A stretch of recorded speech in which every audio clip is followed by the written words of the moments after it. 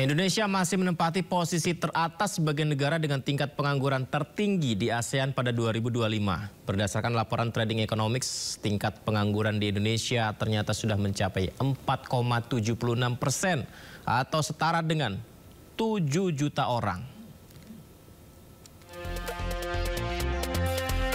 Indonesia masih menempati posisi teratas sebagai negara dengan tingkat pengangguran tertinggi di ASEAN pada 2025. Berdasarkan laporan Trading Economic, tingkat pengangguran di Indonesia mencapai 4,76% pada periode Maret 2025. Angka tersebut setara dengan lebih dari 7 juta penduduk yang tidak memiliki pekerjaan. Meski demikian, data tersebut menunjukkan adanya penurunan dibanding tahun sebelumnya yang berada di level 4,91%. Namun penurunan ini belum cukup untuk menggeser posisi Indonesia dari peringkat pertama di ASEAN dalam hal persentase pengangguran. Berdasarkan laporan Trading Economic, di bawah Indonesia ada negara Brunei Darussalam dengan tingkat pengangguran mencapai 4,7%, Filipina 3,7%, Malaysia dan Myanmar masing-masing 3%. Sebelumnya, Dana Moneter Internasional memperkirakan tingkat pengangguran di Indonesia pada 2025 akan mencapai 5%. Dalam laporan World Economic Outlook edisi April 2025, IMF mencatat tren pengangguran di Indonesia cenderung meningkat, yaitu 4,9% pada 2024, 5% di 2025, dan diproyeksikan 5,1% pada 2026.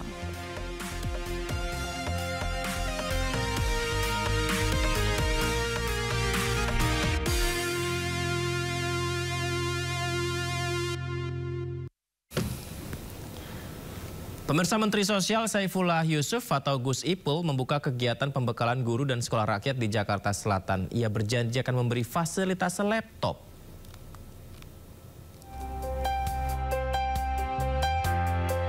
Selasa pagi, Menteri Sosial Saifullah Yusuf membuka kegiatan pembekalan guru sekolah rakyat di Gedung Pusdiklat Bangprov, Merkaguna, Jakarta Selatan.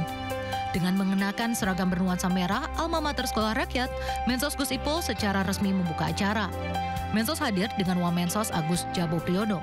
55 kepala sekolah hadir langsung di lokasi, sementara lebih dari 800 guru mengikuti pembekalan secara daring.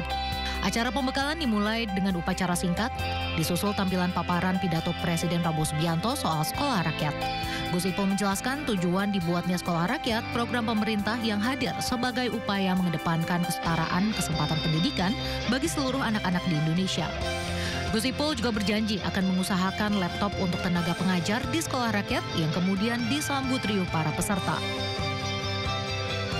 Setiap anak siswa mendapatkan seragam sekolah, nanti tanggung begitu dalam set.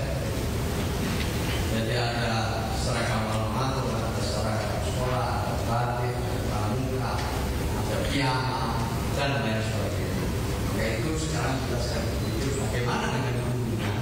Ini sedang kita pikirkan, kita sedang rencanakan anggarannya. Kami harapkan nanti guru juga bisa mendapatkan seragam. Terus makan 3 kali sehari, 2 snack 2 kali sehari. Ya mudah-mudahan nanti gurunya juga menjadi bagian yang tidak terpisahkan. Kemudian perlengkapan sekolah, dan yang juga penting adalah dukungan pembelajaran dengan menggunakan learning management system. Jadi setiap anak nanti mendapatkan laptop. Dan gurunya sedang kita perjuangkan biar para guru juga mendapatkan laptop. Ini sedang dalam perjuangan. Sekolah rakyat resmi dibuka pada 14 Juli 2025 lalu. Sekolah rakyat merupakan strategi besar Presiden Prabowo Subianto untuk memutus rantai kemiskinan di Indonesia. Pemerintah yakin sekolah rakyat dapat menghasilkan anak-anak cerdas yang tidak kalah hebatnya dengan anak-anak dari sekolah umum. Dari Jakarta, Ismalia Eri Nugraha, iNews melaporkan. Pemirsa, peluncuran buku Jokowi's White Paper oleh Roy Suryo CS diwarnai penolakan dari pihak kampus UGM. Seperti apa lengkapnya? Sindo Prime segera menghadirkannya untuk Anda.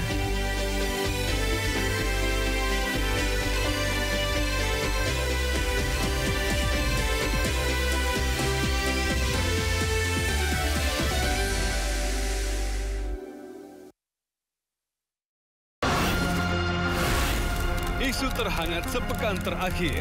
Ketujuh Republik Indonesia, Joko Widodo menduga ada agenda politik besar. Polisi merilis merek beras premium yang diduga dia.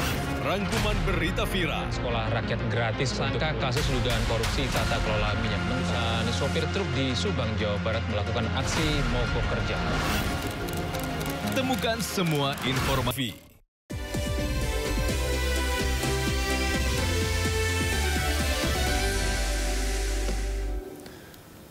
Pemirsa, isu dan keberadaan surat pemakzulan Wakil Presiden Gibran Rakabuming Raka tampaknya makin memudar. Pasalnya hingga hari ini usulan tersebut tak kunjung dibahas oleh DPR.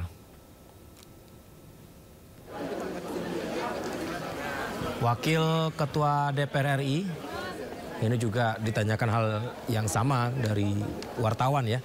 Adis Kadir pun menjelaskan hingga saat ini pihaknya belum menggelar rapat membahas surat tersebut. Yang sebenarnya suratnya pemirsa sudah masuk sejak akhir Mei 2025 lalu.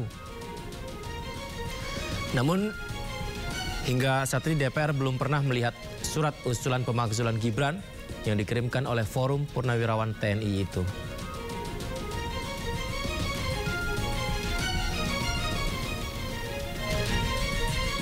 Itu belum dibicarakan di Rapim. Nanti kami cek suratnya udah sampai mana. Tapi apakah udah menerima suratnya, Pak? Saya belum lihat suratnya. Ya. Pemirsa, Roy Suryo CS meluncurkan buku terkait keaslian ijazah Presiden ke-7 RI Joko Widodo. Buku itu diberi judul Jokowi's White Paper. Acara yang digelar awalnya di UGM ini diwarnai penolakan oleh pihak kampus sehingga terpaksa dipindah.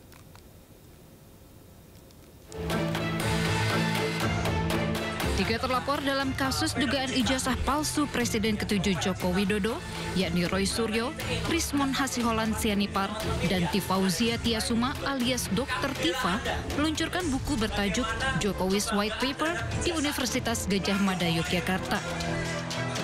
Buku setebal 700 halaman ini mengulas berbagai kejanggalan status mantan Presiden Indonesia, Joko Widodo, dengan alma mater UGM.